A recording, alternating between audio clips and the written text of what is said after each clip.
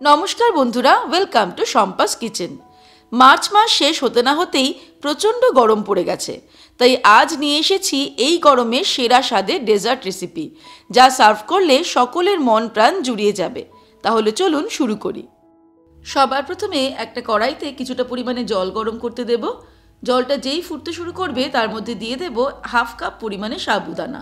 আমি এখানে মিডিয়াম সাইজের সাবুদানা নিয়েছি 100 গ্রাম।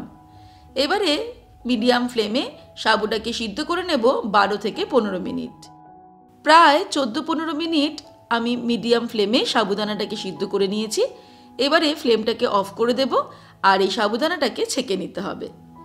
একটা বড় বোলের মধ্যে ছাঁকনি বসিয়ে নিয়েছি, তার উপরে সাবুদানাটাকে ছেঁকে নেব। এই যে দেখুন, সাবুদানাটা সিদ্ধ হয়ে গেছে। আর এবারে এটাকে আমি একটু জল দিয়ে ধুয়ে নিচ্ছি যাতে এটা জমাট বেঁধে না যায়। ব্যাস, সাবুদানাটা রেডি হয়ে গেছে। এবার আমি চলে যাব পরের স্টেপে। এবারে একটা প্যানের মধ্যে আমি হাফ লিটার পরিমাণে দুধ নিয়ে নিয়েছি, ফুল ফ্যাট মিল্ক নিয়েছি। সেখান থেকে হাফ কাপ পরিমাণে দুধ আমি আলাদা করে নেব। আর এবারে বাকি দুধটাকে আমি হাই ফ্লেমে এটাকে ফোটাতে শুরু করব।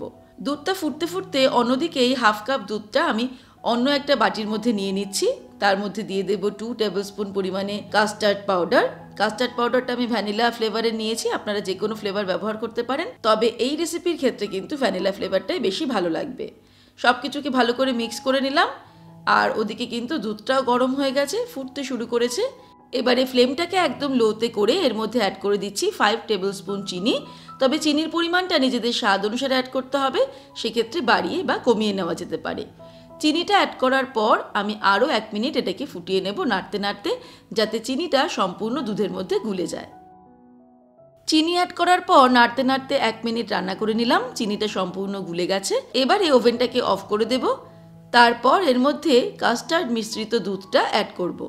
এই দুধটা অ্যাড করার সময় কিন্তু অনবরত নাড়তে নাড়তে অ্যাড করতে হবে, না হলে একটু দলা পাকিয়ে যাওয়ার চান্স থাকবে। ব্যাস, এই কাস্টার্ড মিল্কটা অ্যাড করে দিলাম। তারপরে আবার ওভেনটাকে অন করে দিয়ে আরও 2 মিনিট নাড়তে নাড়তে এটাকে রান্না করে নেব। আর ফ্লেমটা কিন্তু লো করে দিতে হবে। লো ফ্লেমে নাড়তে নাড়তে 2 মিনিট রান্না করে নিলাম।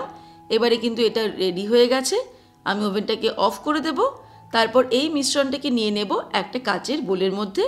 তারপর এটাকে রেখে রুম টেম্পারেচারে আনার পর ফ্রিজে রেখে ঠান্ডা করে নিতে হবে। তারপর ফিরে আসছি।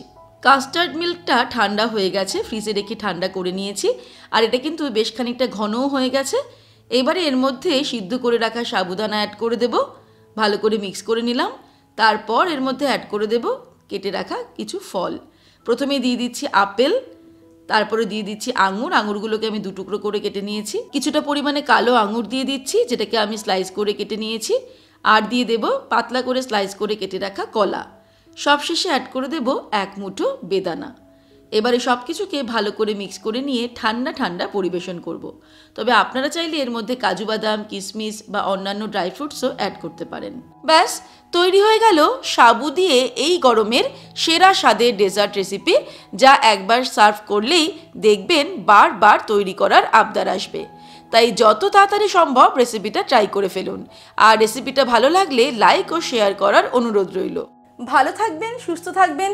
আমি আবার হাজির হব নতুন নতুন রেসিপির সঙ্গে। নমস্কার।